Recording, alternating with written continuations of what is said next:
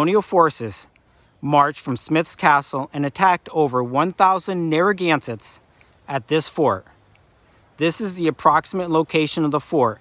The fort was built in the middle of the swamp, thus making it impassable.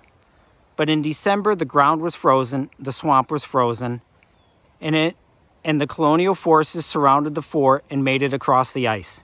It has been estimated that approximately 600 natives, including women and children, were massacred.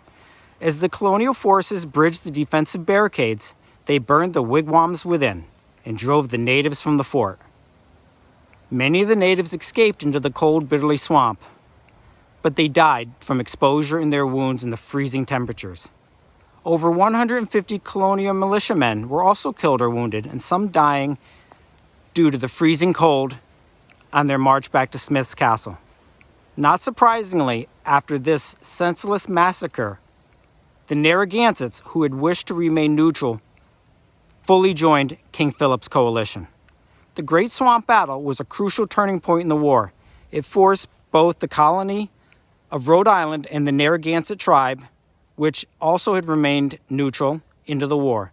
By the end of March 1676, nearly all of Rhode Island had been set ablaze in retaliation for the Great Swamp Massacre. In 1906, representatives of both the Narragansetts and the colonists came together to dedicate this monument at a spot believed to be the battle site. Rain poured down as 3 Narragansett women unveiled the inscribed stone, which reads, "Attacked within their fort upon this island, the Narragansett Indians made their last stand in the King Philip's War and were crushed by the united forces of the Massachusetts, Connecticut, and Plymouth colonies in the Great Swamp Fight, Sunday, 19 December 1675.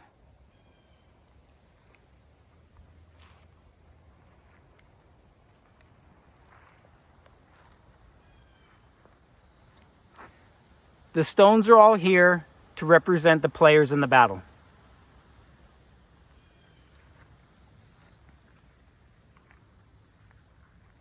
The Narragansetts had wished to remain neutral, but because of this, they fully joined the fight. Rhode Island also had wanted to be left out of it. And thanks to this, they joined the fight too. And it brought nothing but destruction.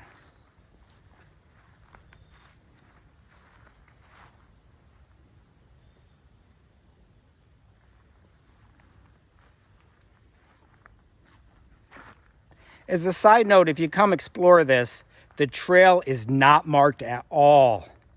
It is a little spooky. There's no sign, no nothing dedicating this. To drive by on the main road, you'd never know this was here.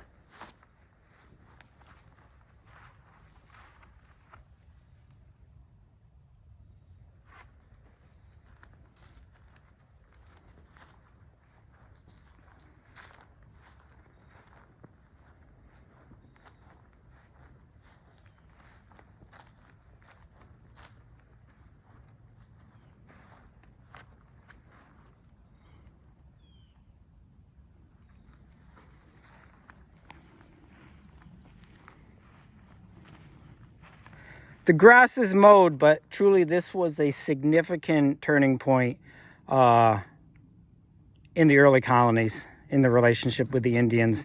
A tiny bit sad that it is not 100% maintained.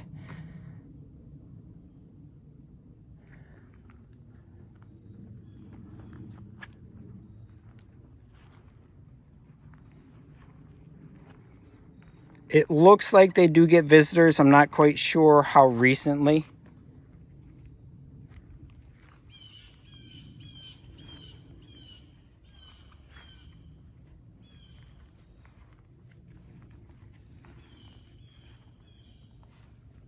Hi, Paige.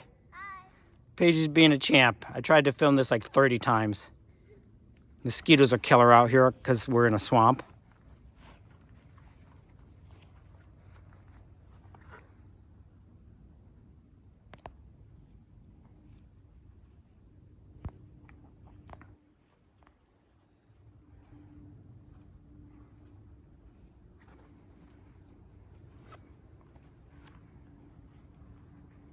You see, the Narragansetts were told to refuse shelter and to turn away the Wampanoags, of which they could not comply. They wouldn't turn their back, and because of that, the wrath of the colonies were brought down upon them.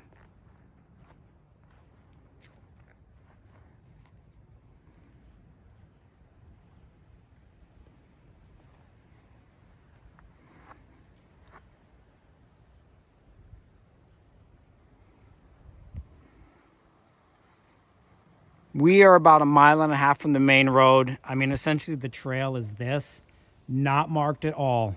Believe me, you'd never know it was here. In the middle of the swamp. Basically the turning point in Native American relations with the colonies.